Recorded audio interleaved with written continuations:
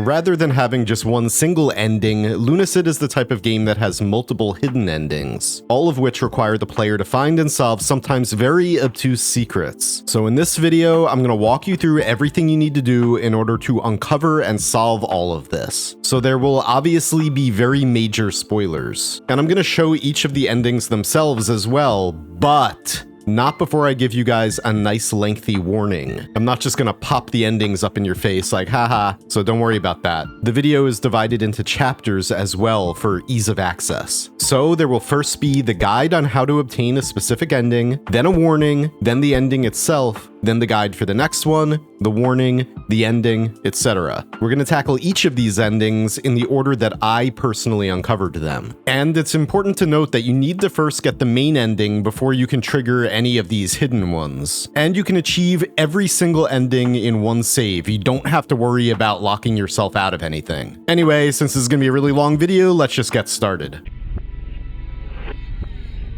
Our journey begins far below Terminus Prison in the Labyrinth of Ash, where the Wind Sage Ozen III blocks our passage to the Holy Seat of Gold, the foul source of pale corruption, the Mad Wizard Abdul's private laboratory. If you attempt to cross this bridge, the strong gusts of wind conjured by Ozen will kill you. In order to dispel this conjured wind, we first need to find 3 green-tiled winding hallways guarded by obsidian skeletons, and ending face-to-face with a magical green loot. You know what to do. After all 3 loots are destroyed, we can finally cross the series of bridges leading into what I consider to be one of the most beautiful and atmospheric areas in the game, culminating in Abdul's chamber itself, with a rather strange and mysterious door on the far end. For passage, 30 tokens of spite must be held by the traveler. These are given by the unnamed primordial god of cruelty whenever a deed is done which delights them. In my lifetimes, I've come upon several, which I will list.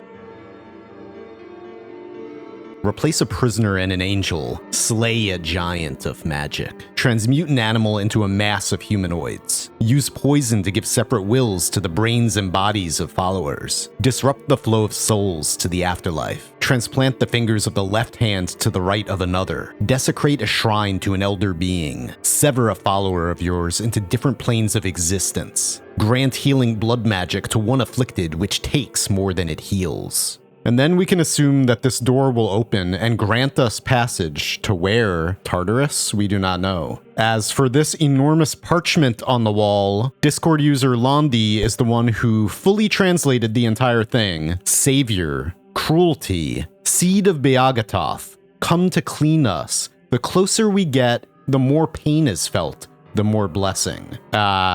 Yeah, whatever you say. Interestingly, although I don't have any experience with this because I have not yet played Lost in Vivo or Basilisk, but this god Beagatoth has some significance in Kira's other games. Anyway, let's go get some coins, shall we? Abdul has seemingly already achieved most of what's on this list, leaving us with just 3. We'll begin with the easiest. Using a blood spell like Blood Strike or Blood Spray, we head to the Temple of Silence in order to desecrate the shrine to an elder being, which then grants us 10 strange coins, as the shrine breaks and bleeds a puddle onto the floor. There is actually a further secret here. If we jump above the shrine, there's a hidden door back here, leading into a rather interesting chamber. Remember that parchment on the wall? The seed of Beagatoth? Well, I fasted for 7 days and nights, then gave my hunger acidic fruit which brought me painful visions of it,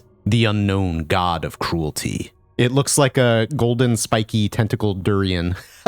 We in the community don't yet know if there's a further secret to this where we have to fast for 7 days in order to unlock something else. Maybe there is a super secret Beagatoth quest. I don't know. Moving on. After beating the game and getting the main ending, certain things change around Wing's Rest, including Demi giving us the Dusty Crystal Orb, which is a seemingly useless item that is rumored to be used in future DLC, which DLC has already been confirmed. But who really knows, this thing might actually have a use right now, and we're just sleeping on it. Other than that, every now and then when you enter Wing's Rest, you get this amazing jam session.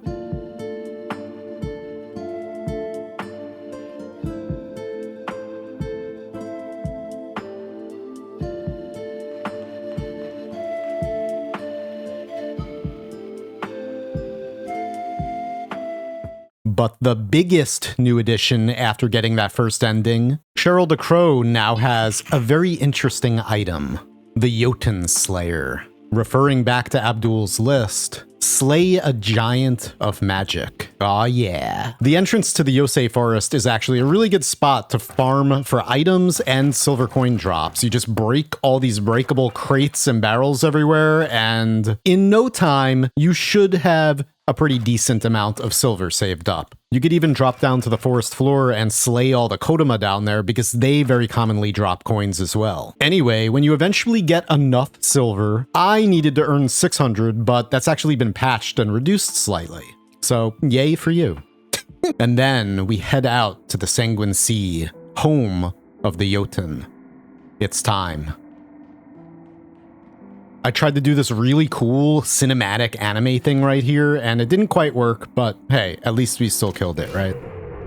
But slaying the Jotun, something that big, has a lot of blood, and the negative drawback is that you have permanently raised the level of the Sanguine Sea. So now, if you haven't acquired everything in here, whoops, and if you want to farm for anything, the Hemoliths drop pink shrimp, then you're gonna have to go swimming. But hey, at least now we have 10 more strange coins. Now, for the final errand on our laundry list of cruelty, we must disrupt the flow of souls to the afterlife. How do we do this? Well, buckaroo, it's time to kill death. This requires for us to find 3 components in order to craft a weapon capable of killing death. So, our first trip is back to the Earth Dungeon on the south side of the Forlorn Arena, where you may have earlier acquired the Earth Talisman to access the main ending. You're probably gonna facepalm, but doesn't that bear a striking similarity to a hidden doorway? The roots there? It is! It is a hidden door. Just jump up there and go inside this new secret area. It takes me a few tries, but then there we go. All right.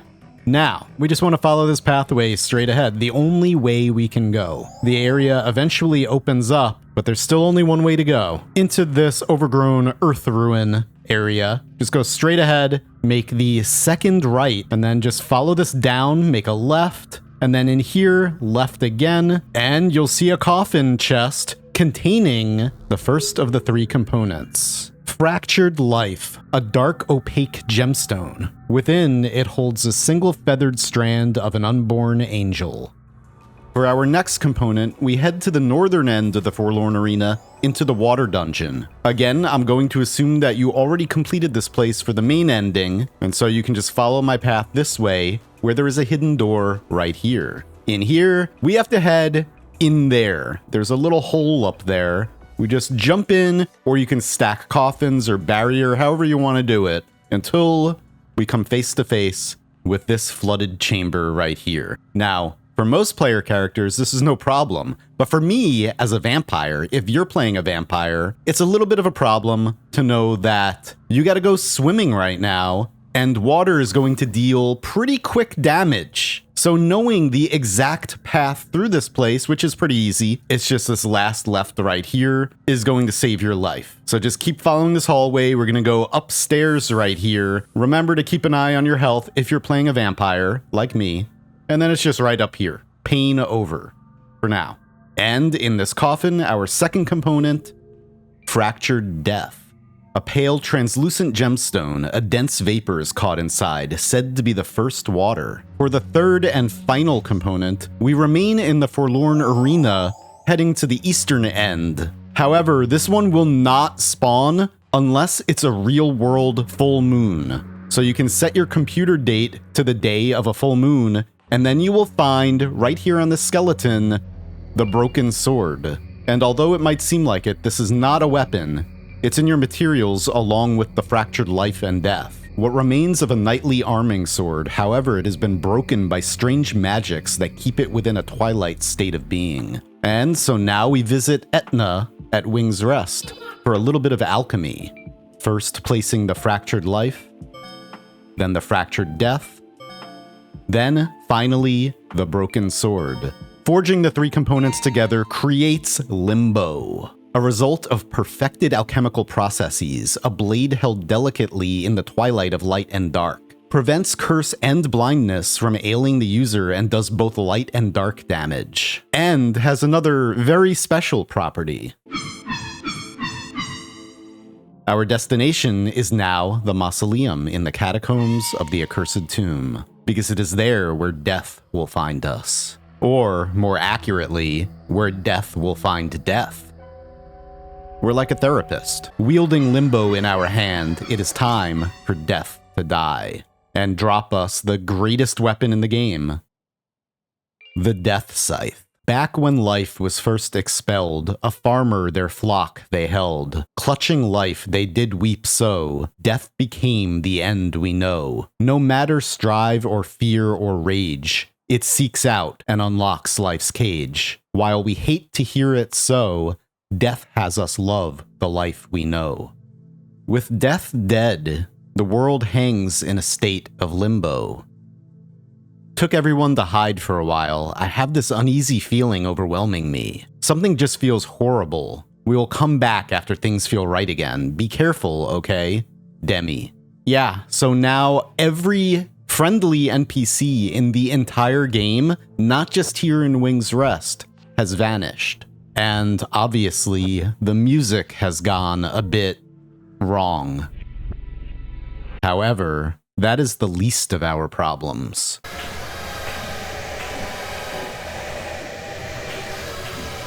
Because now, the entire world is overrun by the Spectres of the Dead. We'll get back to that. Now that we have our 30 strange coins, we can finally open that door down in Abdul's passage. Of course, the developer couldn't just let us walk right in. No, we gotta fight some Spectres first. I actually really love these things. They're tough, tanky, they deal a lot of damage, but not too tough and not too much damage, especially if you're wielding the Death Scythe, which itself hits like a truck, of course, because it's the Scythe of Death. And these Spectres add a lot of kind of survival horror feeling to the game, because even early game areas are overrun by them. Anywhere where a lot of death has happened, including the bottom of the prison or the arena, will be swarmed with these things. Anyway, with all of those Spectres put to rest, it is now time to open this door.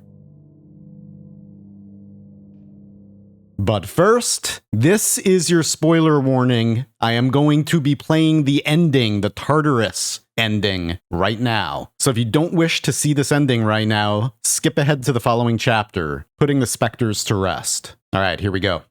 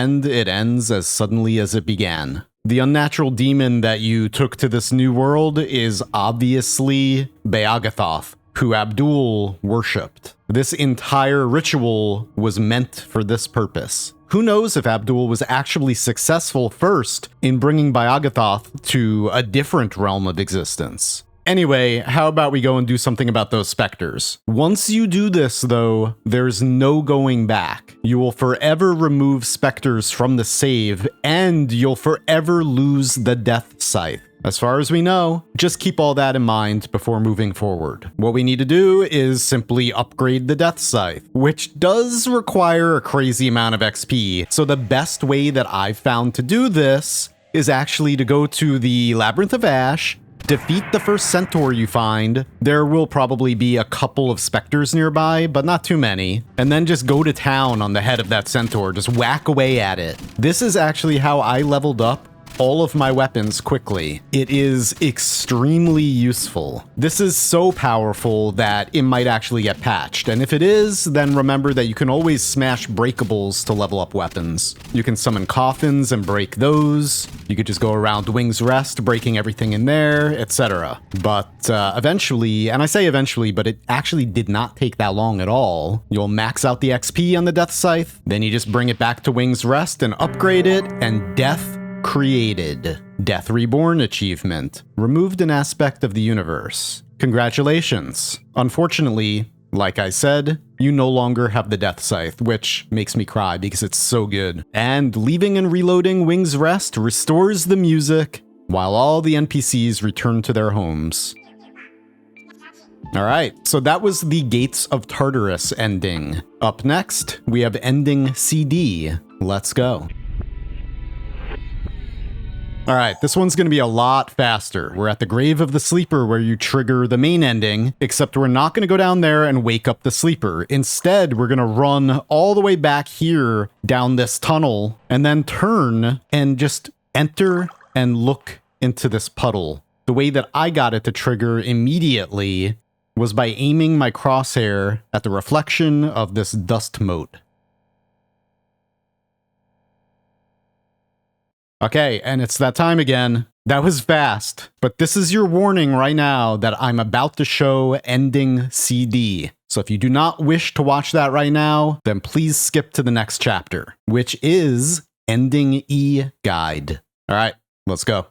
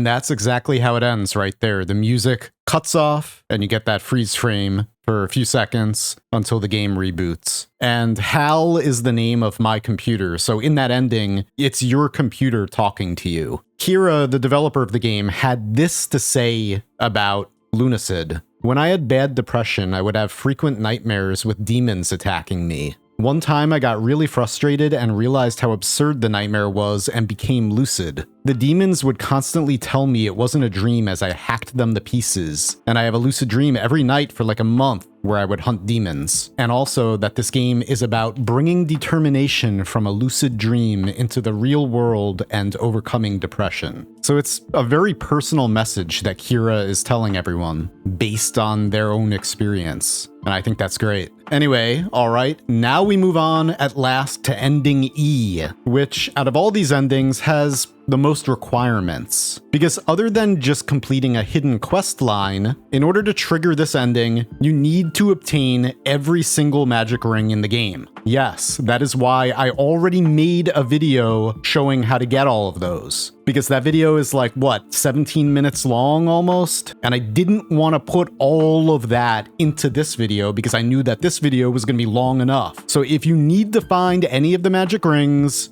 you can check that one, okay? Anyway, let's just get right down to business with ending E. Now, once you have every magic ring, it's time for the VHS quest. So we're here in that tunnel inside the Temple of Silence. Either take care of the mummies or avoid them, and just follow the path until you get here, and there's a hidden door right over here, inside of which is your first taste of how this isn't just a medieval world. You're in the know, right? And then over here on this altar, the VHS tape. An old strange box. Its function was forgotten long ago. We're just gonna equip that on our hotbar and then hop over to the catacombs. We're not gonna actually go into the mausoleum. I'm just beginning from here because it's a nice landmark. Just follow my path here. We're just gonna go straight ahead, past the first left, and then we're gonna make the second left. There's a gate here that you can open with any light damage, and then along the left wall, another hidden room containing an ocean elixir. But wait, there's another door here leading into another hidden room with an old school television VCR combo. Well, we just so happen to have a VHS tape, so pop that in.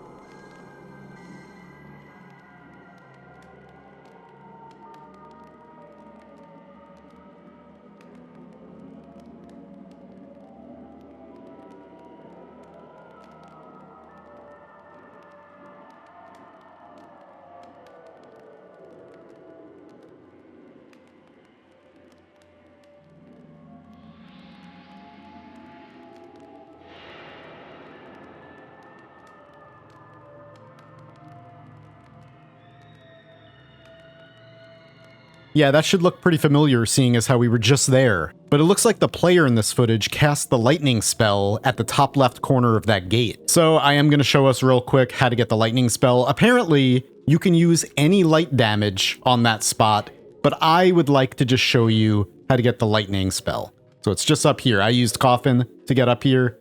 Just follow my path, and it's right in this coffin right here. Boom. Returning to the tunnel in the Temple of Silence, I'm going to cast lightning at that top left corner to get the corrupt key, which is literally corrupt. It looks like it might be a USB key and not an actual key. For the next part, starting from the crystal in the accursed tomb, once again back there, we're going to head down into the catacombs and just follow the path straight ahead.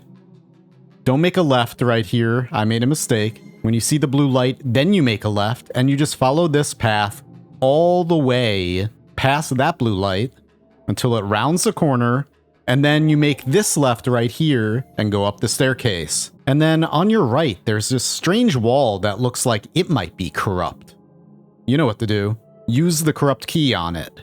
It vanishes with a magical flourish, and then you can enter the Room of Corruption. A coffin will blink into existence, and also blinking into existence either now or when you pick it up, is the Strange VHS achievement for finding the white VHS tape. For the final part of the VHS quest, we need to enter Castle Lefanu. From the front door, we're just gonna head straight and then up to the left to enter the second floor of the castle. And then through the amazing looking dining room, take a right, then a right again, and then a left into this room. Just hop over the coffin because there's a secret door on the other side. And an elevator.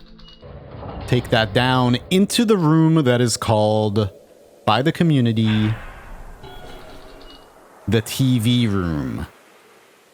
Your window into the reality that you are in. Listen, it's a dream, okay? Where do you think now you use the white VHS tape? After popping that in, just sit back, relax, and enjoy the show.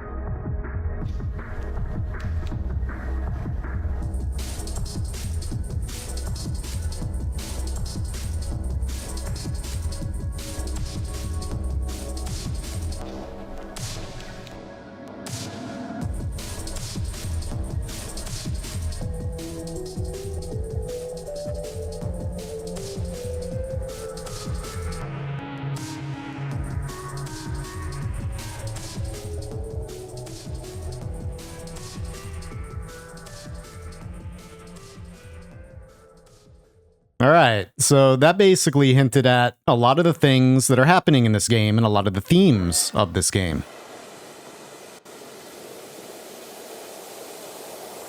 With that done and all of the magic rings collected, all you gotta do to trigger ending E is just wake the sleeper. That's right, ending E actually replaces the true ending of the game, except after the dreamer enters the moon, you have one final boss fight against id.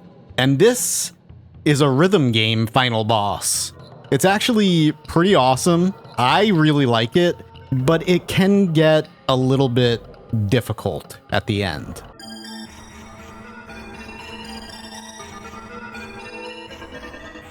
Yeah. So I'm not going to hold it against you if you go into your options and then lower your difficulty all the way down to the bottom. It will reduce the amount of damage you take from the boss, which it's that time again, guys. I am going to now show the entire final boss fight followed by ending E. So if you do not wish to watch any of this, skip to the end of the video.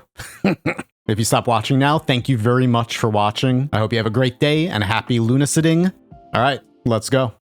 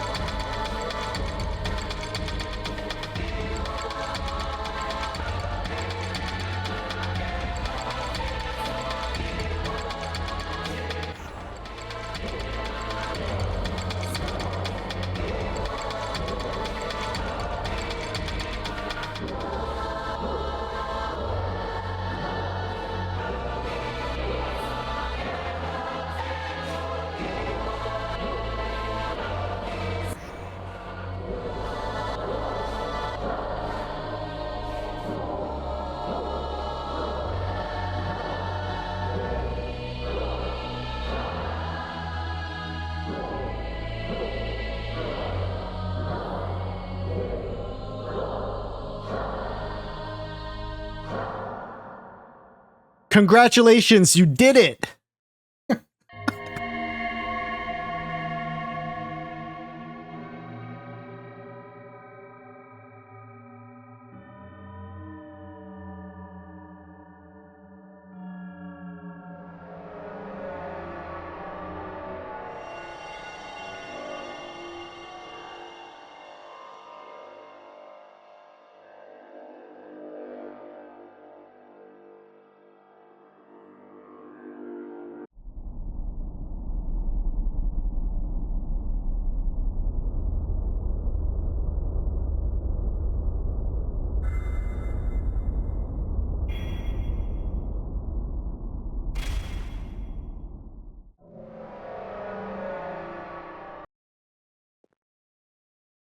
And now, we are the dreamer.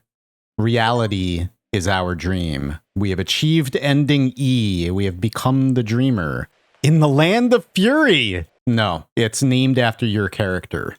Filled with emptiness in every direction, as well as imperfect versions of yourself. The only thing there is to do here, trust me, I spent hours experimenting and exploring, trying all kinds of crazy things. The only thing you can do here is run around in circles, contemplate existence, and destroy the imperfect copies of yourself. i.e., destroy those imperfect copies of yourself that exist in your mind. Anyway, in the game's reality, there's nowhere to go. You can't crystal out, you can't use spirit warp, because you're in a new universe. Wing's Rest does not exist here. You're stuck. And so I did the only thing that I could.